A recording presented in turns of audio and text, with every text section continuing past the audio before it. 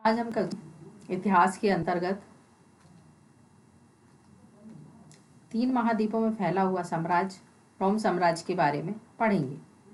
रोम साम्राज्य की जानकारी के साधन। सबसे पहले है रोम साम्राज्य।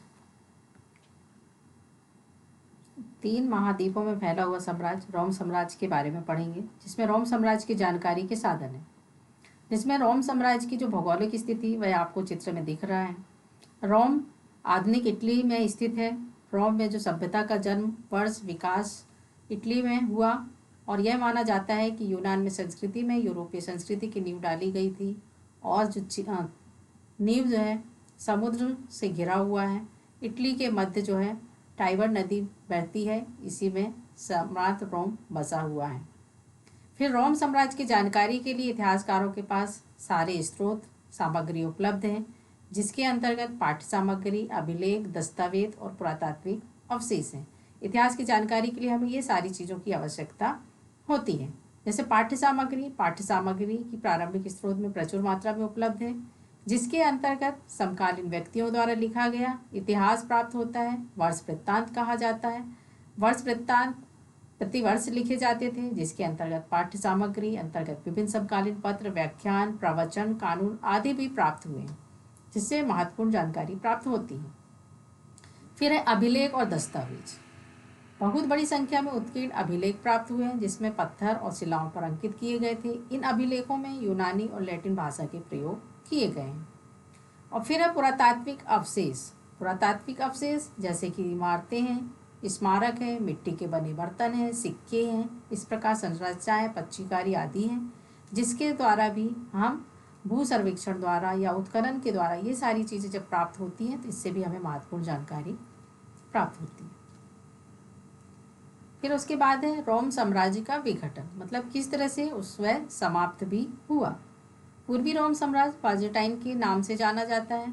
5वीं शताब्दी तक पहुँचते पहुँचते ये एक शक्तिशाली साम्राज्य बन गया था और बाजेटाइन साम्राज्य अपनी पराकाष्ठा पर भी पहुँच गया था। ये साम्राज्य जो है वैभव दिन प्रतिदिन लुप्त भी होता चला गया, क्योंकि 4वीं शताब्दी के अंतिम वर्षों में 5वीं शताब्दी के प्रारंभिक वर्षों में रोमन क्षेत्र में जर्मन कबीलों का आक्रमण हुआ, जिसके कारण रोम क्षेत्रों के आक्रमण जो प्रारंभ हो गए थे और साथ ही साथ ये रोम आक्रमण के कारण पूरे रोम बुरी तरह से नष्ट कर दिया गया था। और 7वीं शताब्दी के अंत तक यह बाजेटाइन साम्राज्य की पूर्व की ओर होने वाले भयंकर आक्रमणों को सहन करने में असमर्थ रहा और इस तरह से रोम साम्राज्य का विघटन हुआ। फिर है रोम साम्राज्य के पतन के कारण, मतलब विघटन या पतन के क्या कारण थे। सबसे पहले रोम साम्राज्य की विशालता, मतलब ये रोम साम्राज्य जो था ये बहुत बड़ा विशाल था, जिसको संभालना उस समय मुश्किल होता था और स्थायी और भविष्य जो है संदेहास्पद की स्थिति में होता था, क्योंकि पूरे एक केंद्र से दूसरी जगह नियंत्रण करना आसान नहीं था और साम्राज्य की विशालता ही इसके पतन का मूल कारण बनी। फिर है साम्राज्यों की साम्राज्यवादी नीति। साम्राज्यवादी नीति मतलब एक अपने राज्य का विस्तार करना। रोमन साम्राज्य पतन का मूल कारण भी साम्राज्यवादी नीति के कारण हुआ, क्योंकि आर्थिक सामाजिक क्षति हुई और निरंकुश शासन के होने के कारण भी जनता को असंतुष्ट कर दिया था और स्वतंत्रता के लिए वे जनता जो है वह चटपटाने लगी थी और लगातार युद्ध होने के कारण भी रोम के विकास कार्य जो अवरुद्ध हो गए थे। फिर है सम्राटों की निरंकुशता। रोम में स्वेच्छाचारी निरंकुश राजतंत्र के व्यक्तित्व स्वतंत्रता की भावना पर आघात किया, क्योंकि जनतंत्रात्मक संस्थाओं में अस्तित्व समाप्त हो गया और सीनेट का प्रभाव भी समाप्त हो गया था। इसके अनुकूल कानूनों का निर्माण किया गया, कर लगाया गया, जिसके कारण सम्राटों की निरंकुशता जाहिर होती है और साथ ही साथ जनसाधारण में भी असंतोष उत्पन्न हो गया था। फिर उत्तराधिकार का कोई निर्धारित नियम ना होना, मतलब जो उत्तराधिकार होता था उसका कोई निर्धारित नियम नहीं होता था। उससे गृह युद्धों को भी जन्म होता था और साथ ही साथ रोम की जो शक्ति थी वह भी नष्ट होती थी और यही कारण था पड़ोसी देश जो है आक्रमण करने की हिम्मत बढ़ती चली गई और आंतरिक गृह युद्ध के कारण साम्राज्य का पतन प्रशस्त हुआ। शासकों में अयोग्यता। रोमन सम्राट अगस्त के पश्चात शासक में अयोग्य और विलासीपूर्ण शासक हुए, जिसके कारण भी निरंकुश शासन विलासी जीवन में रोम साम्राज्य के विनाश के कगार पर लाकर खड़ा कर दिया। फिर है सोचनीय आर्थिक नीति, मतलब उस समय की जो आर्थिक नीति थी वह भी पतन का एक कारण बना, जिसके कारण शासकों ने करों में अपार वृद्धि कर दी थी, जिससे लोग असंतोष हुए थे। साथ ही साथ व्यापार और उत्पादन भी चौपट कर दिया गया था। कृषकों के लिए कृषि नीति लागू कर दी गई थी, जिसके कारण व्यवसाय में भी अपना जो व्यवसाय करते थे नीति व्यावसायिक दृष्टि से घातक सिद्ध हुई और जनसाधारण में बेरोजगारी, निर्धनता और असंतोष का जन्म हुआ। फिर सामाजिक असमानता भी थी, जिसमें कि जो कुलीन वर्ग के पास अपार धन था, भोग विलास और ऐश्वर्य के जीवन में व्यतीत करते थे, निर्धनों का शोषण किया जाता था और निर्धन वर्ग दिन प्रतिदिन निर्धन होता चला गया। और इस तरह से रोम में वर्ग संघर्ष को भी जन्म दिया और साम्राज्य की जड़ों को हिला दिया। फिर है बाह्य आक्रमण। जिस तरह से हमने आगे देखा कि जिस तरह से उत्तराधिकारी होते थे वह उनकी लड़ाई होती थी, उसके साथ साथ आक्रमणकारियों को मौका मिलता था और वह इसका गृह युद्ध का फायदा उठाते हुए बाह्य आक्रमण ज़्यादा हो गए थे।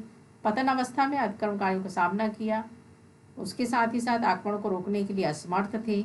साम्राज्य की सीमा के भीतर बसने की अनुमति दे दी, जिससे कि कालांतर में यह जो था बाहरी आक्रमण भी एक कारण बना। फिर है सभ्यता एवं संस्कृति। रोमन साम्राज्य की सामाजिक संरचना जो थी वह 3 वर्गों में विभक्त था: उच्च वर्ग, अभिजात वर्ग, मध्यम वर्ग या निम्न वर्ग। तो उच्च वर्ग तथा अभिजात वर्ग मतलब उच्च वर्ग जिसको कि समाज में अग्रणी माना जाता था, उसके साथ साथ व्यावसायिक हितों के कारण इटली में अतिरिक्त प्रांतीय शहरों में भी बसे हुए थे और इस वर्ग के लोग अपने शहर में न्यायिक और धार्मिक पदों पर भी नियुक्त किया जाता था। और इस वर्ग के लोग सेना में भी उच्च पदों पर नियुक्त किए जाते थे और साथ ही साथ इनको श्रेष्ठ कार्य करने के लिए लोगों को रोमन नागरिकता प्रदान करने का दर्जा भी प्राप्त था और इस तरह से यह प्रथा प्रचलित थी। फिर है मध्यम वर्ग में प्रशासक, सेना की सेवा से जुड़े हुए आम लोग सम्मिलित होते थे। इस वर्ग में अपेक्षाकृत समृद्ध व्यवसायिक किसान भी सम्मिलित थे। इस वर्ग में बहुत से लोग इस कार्य को करने के लिए या इस वर्ग में लोग मुख्यतः सरकारी सेवाओं पर ही निर्भर रहते थे। फिर है निम्न वर्ग में बहुसंख्यक था, जिसे कि सामूहिक रूप से ह्यूमिलोरियस कहा जाता है। इस वर्ग विषय के इतिहासकार टेरिस्ट का भी कथन है। और साथ ही साथ जो सर्कस, थिएटर, तमाशे देखने के आदी थे, इस वर्ग ग्रामीण श्रमिक सम्मिलित होते थे और लोग स्थायी रूप से बड़े बड़े जागीरों में काम करते थे और साथ ही साथ औद्योगिक खनन प्रतिष्ठाओं में भी ये काम करते थे। इस तरह से मजदूरी पर काम करने वाले श्रमिकों की अपेक्षा बेहतर खाते पीते थे और साथ ही साथ आर्थिक स्थिति अपेक्षाकृत अच्छी थी।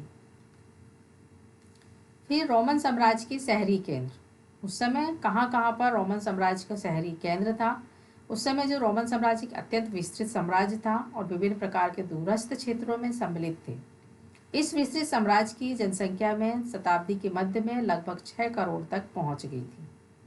आज जैसी कोई सरकार नहीं थी, अत्यंत विस्तृत साम्राज्य का शासन चलाना एक कठिन कार्य था, लेकिन इस काल में साम्राज्य का शहरीकरण इस कठिन कार्य को सुगम और सुविधापूर्ण बना दिया था।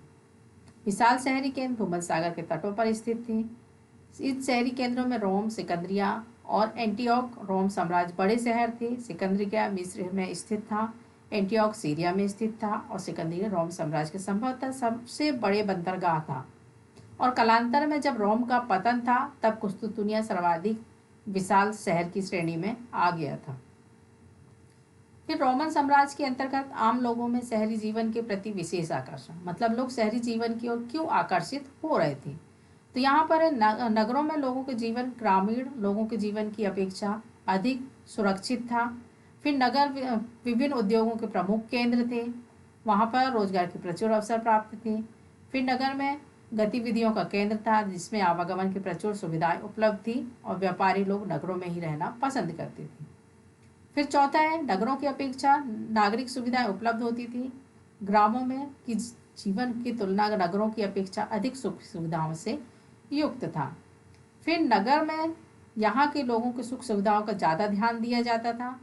फिर छठवां है, नगरों में सार्वजनिक स्नान गृह भी उपलब्ध थे और शहरी जीवन भी खास विशेषता थी। फिर है, नगरों में उच्च स्तर के मनोरंजन के साधन उपलब्ध थे, जिसमें समकालीन कैलेंडर से ज्ञात होते हैं कि एक वर्ष में कम से कम 176 दिन लोगों के मनोरंजन के लिए कोई ना कोई कार्यक्रम चलता रहता था। फिर है रोमन संस्कृति की देन, मतलब रोमन संस्कृति के द्वारा हमारे देश को कौन कौन सी ऐसी देन मिली।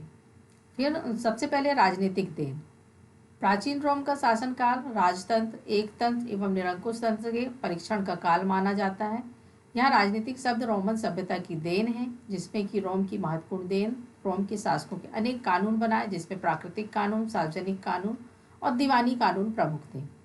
फिर भाषाई देन, रोम ने लैटिन भाषा का विकास हुआ। रोम की राष्ट्रभाषा लैटिन भाषा पश्चिमी यूरोप में विभिन्न व्यक्तियों की भाषा बन गई थी।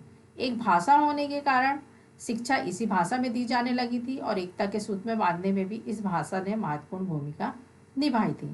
फिर दार्शनिक देन, कई दार्शनिक हुए जैसे ल्यूक्रिटस, स्पीकर्स, सिनेका, एंस्ट्रेस, ये सारे दार्शनिक हुए जिन्होंने अपने लेख में उस रोम देश के बारे में लिखा। फिर वैज्ञानिक देन, वैज्ञानिक देन विज्ञान के क्षेत्र में भी रोमन वासियों ने महत्वपूर्ण योगदान दिया है, जिसमें कि व्यवहारिक और चिकित्सा विज्ञान है, जिसमें निर्धन रोगियों और निःशुल्क औषधि देने का भी प्रबंध था। उस समय अस्पताल का ज्ञान रोम की देन है, जिसमें रिस्पी लिखित नेचुरल हिस्ट्री या सेनेका द्वारा रचित नेचुरल क्वेश्चंस नामक ग्रंथ इस समय प्राप्त होते हैं। कला के क्षेत्र में देन, कला के क्षेत्र में भी विकास हुआ, क्योंकि कला और विकास का उस समय चरमोत्कर्ष था। उसके द्वारा बनाया गया राजा प्रासाद अत्यंत सुंदर है। भवनों, व्यायामशालाओं, स्नानगृहों का भी निर्माण कराया गया, जिसमें नए मंदिर बनवाए गए, पुराने मंदिरों का जीर्णोद्धार कराया गया और प्रेक्षागृहों का भी निर्माण कराया गया। फिर है गृह कार्य। आज का गृह कार्य है रोमन साम्राज्य की जानकारी के साधनों की विवेचना कीजिए। रोमन साम्राज्य की सामाजिक संरचना किस प्रकार की थी और रोमन साम्राज्य के महान देशों की विवेचना कीजिए और रोमन साम्राज्य के पतन के कारणों की विवेचना कीजिए।